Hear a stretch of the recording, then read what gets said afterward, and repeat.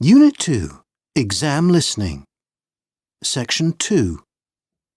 You will hear someone giving a welcome speech at the opening of a new arts centre. Listen carefully and answer questions 11 to 15. Good evening, everyone, and welcome to the new Midlands Arts Centre. We are delighted that so many of you have managed to brave the rain and come out tonight to help us celebrate the opening of this new facility. I'm here to tell you a little bit about the complex itself and show you what is on offer here. But first, a little background. It was well over 15 years ago now that the idea was born to create a centre of drama, music and art that would attract visitors from the local area and beyond. Our aim was to provide a place of entertainment for the whole family, which would also offer education and training opportunities to performers and artists from around the world as well as the local community.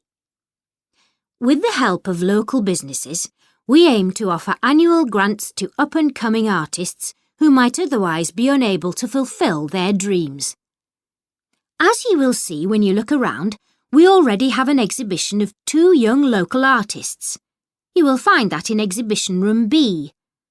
I must admit I've never been a big fan of abstract art, but I was blown away by the exhibits on display by these talented youngsters. Exhibition Room A houses our other temporary display. This one includes sculpture made from recycled objects and a collection of film posters from the 1970s and 80s, a must for any film buffs out there. The Rees Gallery houses our permanent exhibits, which include a collection of historical photographs of the local area and work by local artists Gemma Brock and Giles Priestman. There will be guided tours every 15 minutes throughout the evening. For any budding young artists here this evening, we have a drawing workshop starting in 5 minutes with celebrated local cartoonist Andy Minot. Andy will be sharing some techniques for creating caricatures and showing some of his most famous works. You will find Andy at the back of the Rees Gallery, and all under 16s are welcome. There are many other events taking place this evening, but I haven't got time to go through all of them. Your programme will give you details. I've just picked out a few of the highlights. Later in the evening, there will be a performance from the Midlands Youth Band and Dale Park Youth Choir. This is the first time they have performed together, and I can guarantee that it is not to be missed. They are performing tonight in the Gilbert Theatre at 7 p.m, but don't worry if you missed that one. They will be on again at 8:45 p.m, this time in the studio. Be sure to get there in good time.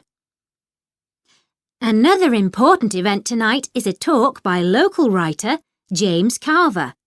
He'll be discussing his series of historical crime novels and reading from his latest book, The Secret Stone. He will also be signing copies of his books. I know he has a lot of fans out there, so make sure you go along. The event starts in the studio at 7:30 p.m. Finally, the big event of the evening will be a performance by the award-winning Simon Bradford and his Jazz and Blues Band. Simon has recently completed a sell-out tour of Europe and has just released a new album, and we are delighted he has travelled all the way from his home in Canada for tonight's performance. His show and album have received fantastic reviews, and I really can't wait for this. Be sure to be seated in the Moffat Hall in good time for the show. It starts at 9 p.m. and will be the final event of the evening. Unit 2, Exam Listening.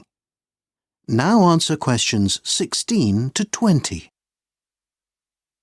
Now, you should all have a programme with a plan of the complex.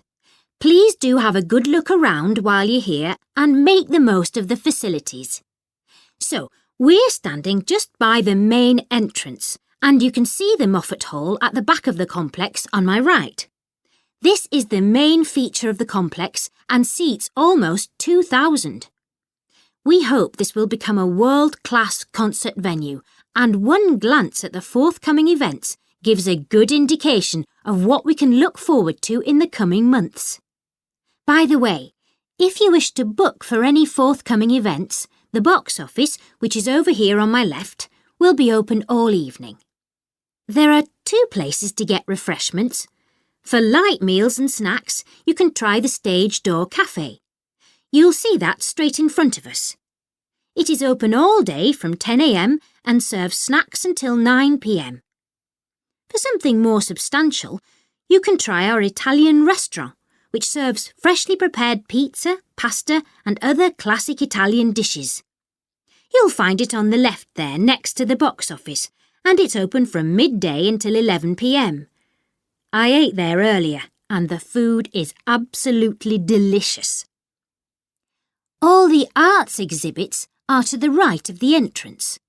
Access to the temporary exhibition rooms is around the back of the Reese Gallery. To get to these, go past the entrance to the gallery and turn right, and you'll see some double doors immediately on your right. As you go through the doors, Exhibition Room A is on your right and B is on your left. Our 2 theatres, the Gilbert and the Studio, can both be found over there towards the back of the building. You can see the Studio, which seats 150, over there next to the cinema. Immediately to the right and behind the cafe is the 800-seater Gilbert Theatre. We hope that these 2 venues will be used by professional touring theatre companies as well as for local amateur productions. You will see as you enter the centre there is a gift shop directly on your right. This sells greetings cards, books and a variety of gifts, including paintings by local artists. Finally, I should just point out the cloakrooms. You will see the nearest are here on my left, and there are further facilities near the entrance of the Moffat Hall. Well, there's nothing more for me to say than to wish you all an enjoyable evening. If you have any questions, please do ask.